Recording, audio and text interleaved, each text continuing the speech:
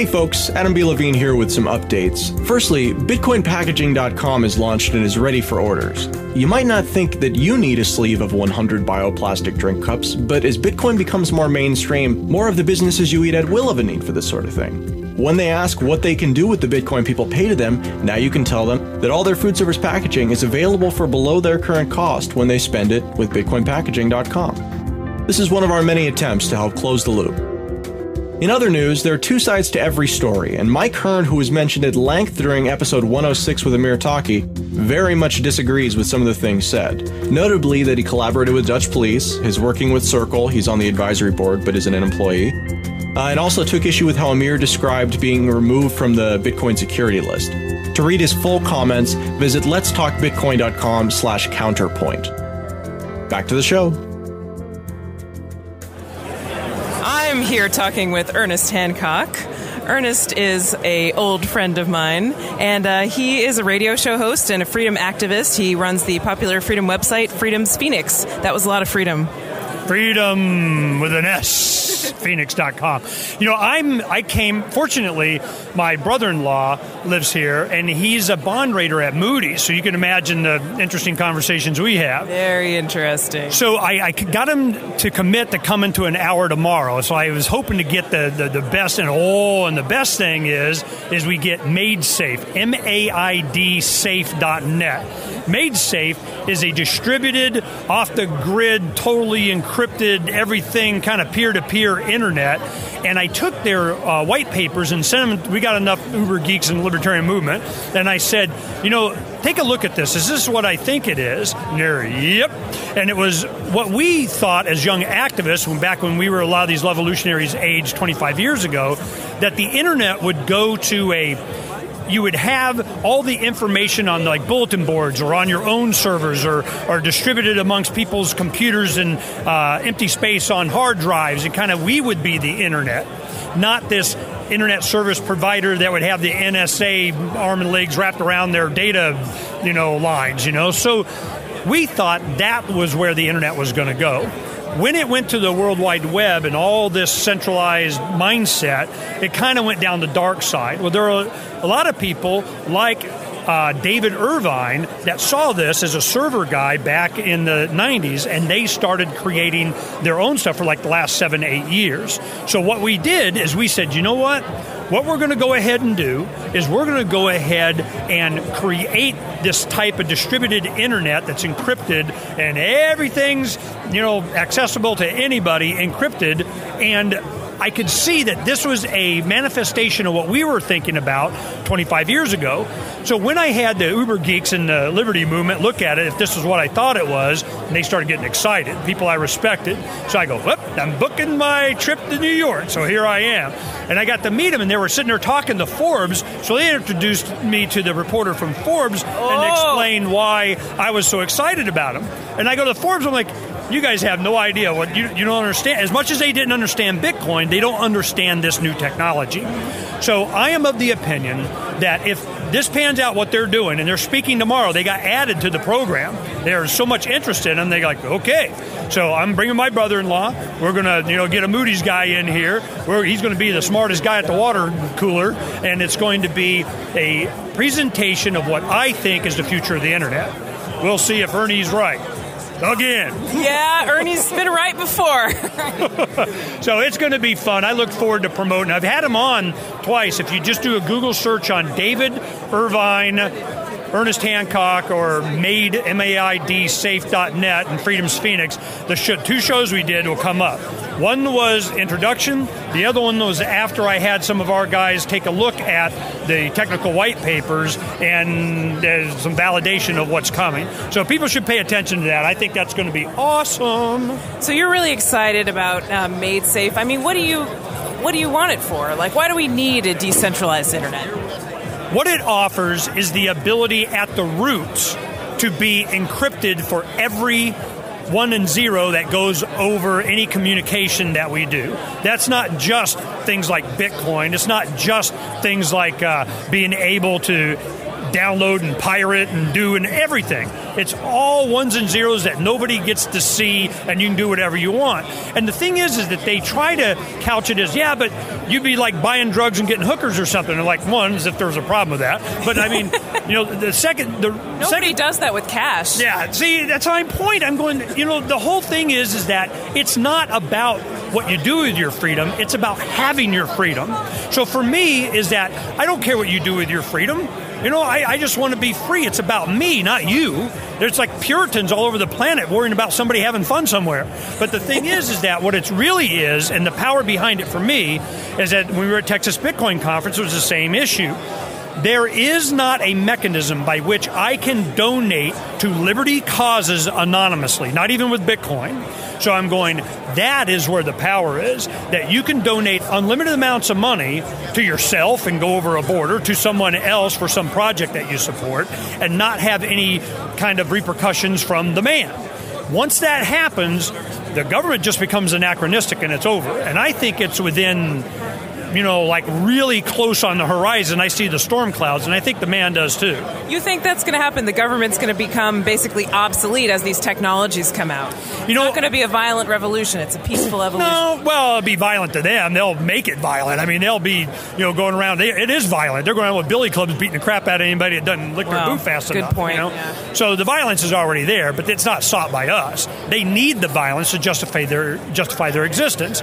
So what happened was I'm like, I see that there is the ability for us, you and I and anybody, for us to communicate in any way with financial transactions, communication, biscuit recipes, whatever, that the man doesn't have any kind of ability to stop it, to regulate it, or to socially or economically engineer which one we do or how we do it.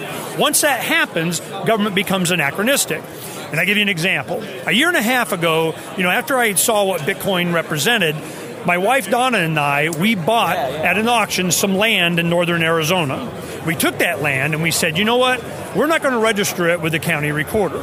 What we're going to do is we're just going to keep it, transfer it from having take possession in a trust, then sell it to a trust that we did, and then not file it, waiting for bit lot, bit land, bit parcel, bit something, and we register it with that. Now, we'll pay the taxes. I don't want to deal with that issue, but what I want to do is not register it with the government. I register it with the planet of a blockchain that we recognize. Yep, that's the GPS coordinates of your whatever. Right. Who will enforce it? Who will recognize it? I don't care. First, you got to be able to do it. So when you do it, what does that mean? You don't need a county recorder anymore. Because I'm going, how do you recognize a property right? Well, first you got to define it. Then who's going to enforce it? Well, the government doesn't enforce it. They just side with the banks no matter what, and foreclosure or whatever, and who pays them enough. Right. So I'm just going, they already lost their credibility. So now I'm looking for another way to demonstrate how this can eliminate the county recorder, because that was a roadblock in my own mind. And once I saw that this could be done, all of a sudden I'm going, oh, baby, it's all over. So you start chipping away at all the things that government say that they have in my service. Well, they don't. And this was just another example. Maidsafe allows that on like everything, any ones and zeros on communication over OuterNet, which is the CubeSats. They just launched in February 33 small satellites, and boom, they're done. Amazing. The future is here. Done. You're also really excited about BitShares, right? What happened was Joby Weeks and Stephanie are good friends, and they did their Neon Energy drink, and they sponsored an event right by Wall Street. There they have like 50 feet from the opening of Wall Street, the building there, where they have people come in with suitcases of cash, and they're buying Bitcoin and selling and back and forth, and they're doing and buying shares in companies. Well, I talked to the guys BitShares here. I want them to come on the show and everything, and explain to me, how much more.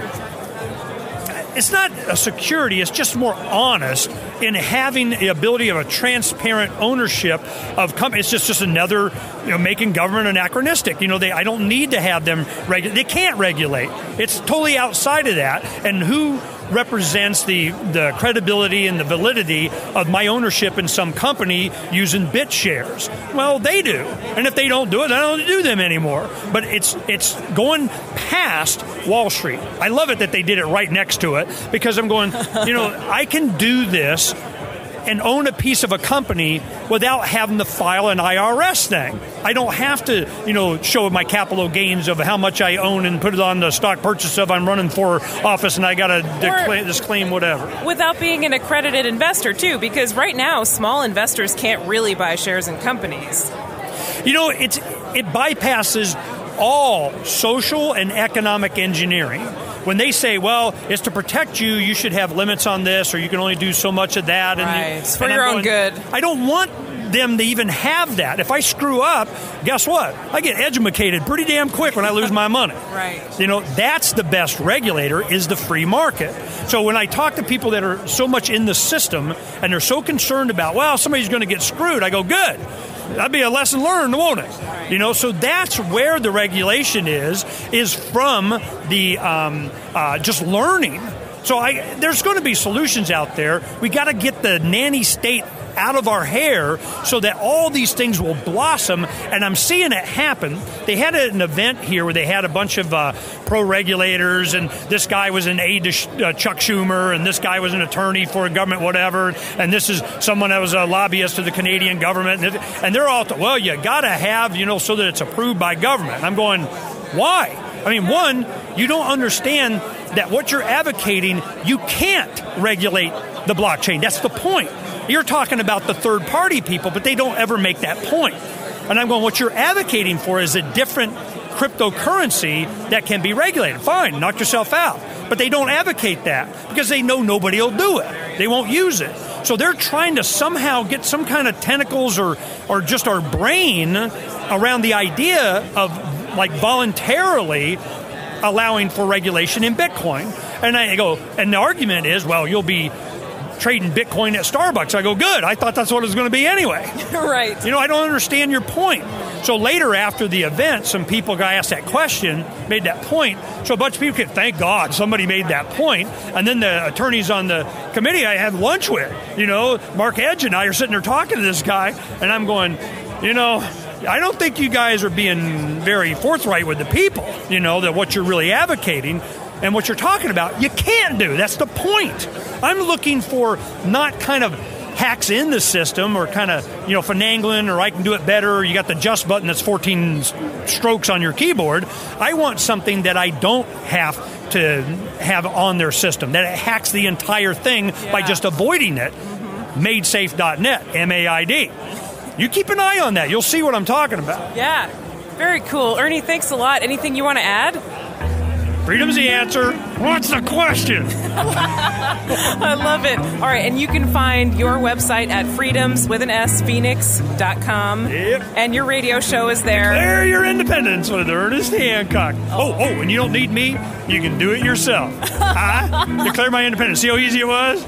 I love it. Thank you so much, Ernie.